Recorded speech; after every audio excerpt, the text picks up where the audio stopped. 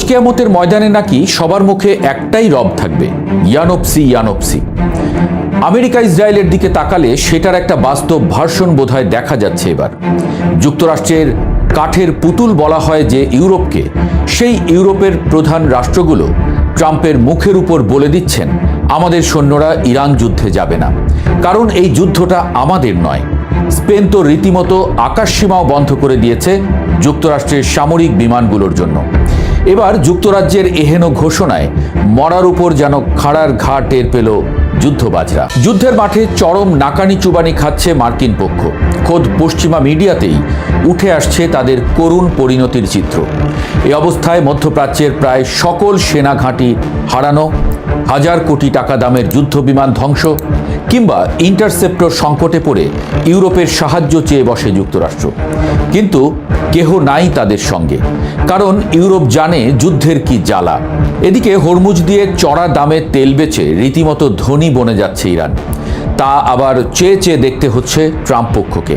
অবস্থা যা দাঁড়াচ্ছে তাতে ইরানকে এখনই জয়ী হিসেবে ঘোষণা করছেন কেউ কেউ। শেষ পর্যন্ত যদি সব ভবিষ্যৎবাণী সত্য হয়, তাহলে বিশ্বের ইতিহাসেরই সেরা জয় পেতে যাচ্ছে ইরান, এমনটাও বলছেন বিশ্লেষকরা। বিশেষ করে ব্রিটিশ প্রধানমন্ত্রী কিয়ার স্টারমারের সাম্প্রতিক ঘোষণা ওয়াশিংটনের কপালে চিন্তার ভাঁজ আরও গভীর করে দিয়েছে। স্টারমার অত্যন্ত স্পষ্টভাবে জানিয়ে দিয়েছেন ইরান যুদ্ধে সরাসরি কোনো সৈন্য পাঠাবে না যুক্তরাজ্য। দীর্ঘদিনের মিত্র হিসেবে পরিচিত লন্ডনের এই অনড় অবস্থান ওয়াশিংটন তেল আবিবের অক্ষের জন্য এক বড় ধাক্কা। স্টারমার যখন সাংবাদিকদের সামনে দাঁড়িয়ে বলেন এটি আমাদের যুদ্ধ নয় এবং আমরা এতে জড়িয়ে পড়ব না, তখন আসলে তিনি ইউরোপের বৃহত্তর জনমতেরই প্রতিফলন ঘটিয়েছেন। যদিও ব্রিটিশ নাগরিক এবং মিত্রদের স্বার্থ রক্ষায় প্রতিরক্ষামূলক পদক্ষেপের কথা তিনি উল্লেখ করেছেন এবং হরমুজ প্রণালী সচল রাখার অঙ্গীকার করেছেন, কিন্তু কোনোভাবেই এই সরাসরি যুদ্ধে পা না দেওয়ার সিদ্ধান্তটি যুদ্ধের গতিপথ বদলে দিতে পারে। যুক্তরাজ্যের এই কৌশলগত অবস্থানের পাশাপাশি স্পেনের পদক্ষেপ যুক্তরাষ্ট্রকে বেশ বিব্রতকর অবস্থায় ফেলেছে। স্পেনের প্রতিরক্ষা মন্ত্রী মার্গারিতা রোব্লেস সাফ জানিয়ে দিয়েছেন ইরানে হামলার জন্য যুক্তরাষ্ট্রের কোনো সামরিক বিমান স্পেনের আকাশসীমা ব্যবহার করতে পারবে না। স্পেনের প্রধানমন্ত্রী পেদ্রো সানচেজ শুরু থেকেই এই অভিযানের সমালোচনা করে আসছিলেন।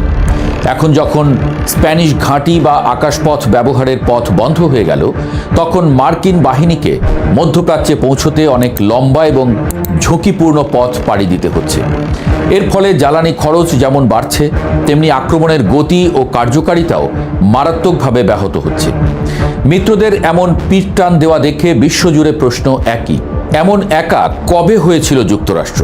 যুদ্ধের ময়দানে যুক্তরাষ্ট্রের সক্ষমতার উপর সবচেয়ে বড় আঘাতটি এসেছে সৌদি আরবে।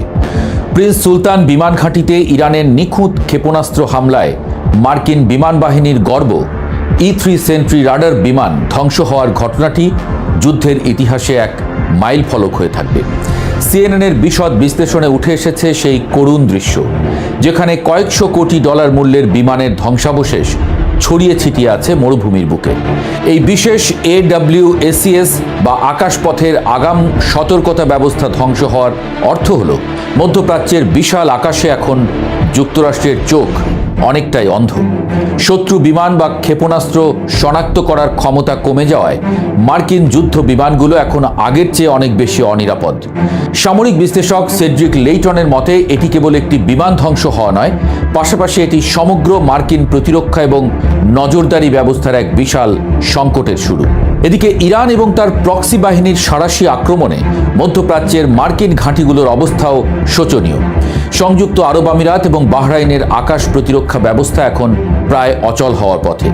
গত 24 ঘন্টায় সংযুক্ত আরব আমিরাতকে 38টি ক্ষেপণাস্ত্র এবং ড্রোন প্রতিহত করতে হয়েছে। পরিসংখ্যান বলছে যুদ্ধ শুরু হওয়ার পর থেকে আমিরাত এবং বাহরাইন সম্মিলিতভাবে হাজার হাজার ড্রোন ও ক্ষেপণাস্ত্র ভূপাতিত করেছে। কিন্তু প্রশ্ন উঠেছে, এই ব্যয়বহুল ইন্টারসেপ্টর ক্ষেপণাস্ত্র আর কতদিন তাদের ভাণ্ডারে থাকবে? ইরানের স্বল্প মূল্যের ড্রোন ধ্বংস করতে এক একটি ইন্টারসেপ্টরের পেছনে লাখ লাখ ডলার খরচ করতে হচ্ছে। আমিরাতের প্রতিরক্ষা মন্ত্রণালয়ের তথ্য মতে হামলায় ইতোমধ্যে বেসামরিক হতাহতের সংখ্যা বাড়ছে, যা জনমনে প্রচণ্ড অস্থিরতা তৈরি করেছে।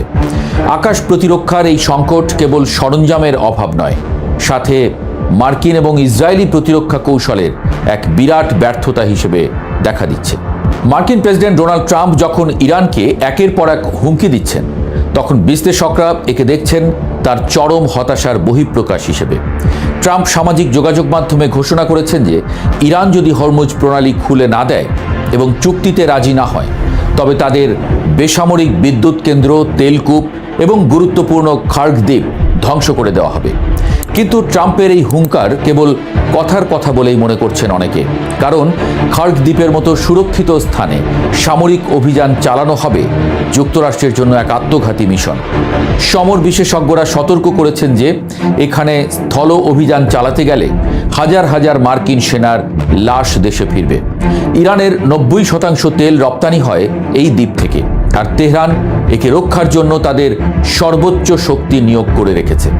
ট্রাম্পের সুন্দর থাকা শেষ করার হুমকি বাস্তবে রূপদান করা এখন ওয়াশিংটনের জন্য প্রায় অসম্ভব এক চ্যালেঞ্জ। ইসরায়েলের ভেতরকার পরিস্থিতিও খুব একটা সুবিধাজনক নয়। হাইফার বাজান তেল শোধনাগারে ইরানের ক্ষেপণাস্ত্র হামলার পর যে ভয়াবহ অগ্নিকাণ্ড ঘটেছে তা ইসরায়েলি অর্থনীতির মেরুদণ্ড কাঁপিয়ে দিয়েছে। একের পর এক সামরিক স্থাপনায় ইরানের প্রক্সি বাহিনীর হামলা ইসরায়েলের তথাকথিত আয়রন ডোম বা প্রতিরক্ষা ব্যবস্থার সীমাবদ্ধতাগুলো আঙুল দিয়ে দেখিয়ে দিচ্ছে। এর ফলে ইসরায়েলি জনগণের মধ্যে আস্থার সংকট তৈরি হয়েছে। তারা দেখছে যে কেবল সামরিক শক্তি দিয়ে ইরানকে দমানো সম্ভব হচ্ছে না। ইরানের পক্ষ থেকে ইসমাইল বাগাই সাফ জানিয়ে দিয়েছেন তারা ওয়াশিংটনের দেওয়া 15 দফা প্রস্তাবকে অযৌক্তিক মনে করে এবং কোনো সরাসরি আলোচনায় তারা বসবে না। তেহরানের এই স্পষ্ট এবং অনমনীয় অবস্থান যুক্তরাষ্ট্রকে কূটনৈতিকভাবেও কোণঠাসা করে ফেলেছে। নিজের ঘরের আগুনে যখন ট্রাম্পের আসন টলমল, তখন ইরানের প্রেসিডেন্ট মাসুদ পেজেশকিয়ান তাকে এক হাত নিতে ছাড়েননি। যুক্তরাষ্ট্রের রাজপথে এখন নো কিংস বা কোনো রাজা চাই না এই স্লোগানে হাজার হাজার মানুষ বিক্ষোভ করছে। মার্কিন সমাজ এখন তাদের সরকারের ইসরায়েলপন্থী নীতি আর মধ্যপ্রাচ্যে অর্থ অপচয়ের বিরুদ্ধে ক্ষুব্ধ। পেজেশকিয়ান এই বিষয়টিকে সামনে এনে ট্রাম্পকে পরামর্শ দিয়েছেন নিজের অভ্যন্তরীণ অস্থিরতার দিকে নজর দিতে। ট্রাম্পের বিরুদ্ধে মার্কিন জনগণের এই ক্রমবর্ধমান ক্ষোভ তাকে আগামী দিনগুলোতে আরও দুর্বল করে তুলবে। ওদিকে ট্রাম্প রাগঢাক না রেখেই স্বীকার করেছেন যে তিনি ইরানের তেল দখল করতে চান।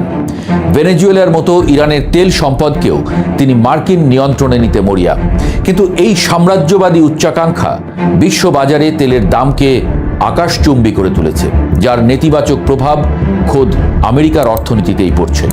আন্তর্জাতিক তেল বাজারে অস্থিরতা এখন তুঙ্গে। ব্রেন্ট ক্রুড তেলের দাম ব্যারেল প্রতি $116 ছাড়িয়ে গেছে, যা বিশ্ব অর্থনীতিতে এক বড় মন্দার পূর্বাভাস দিচ্ছে।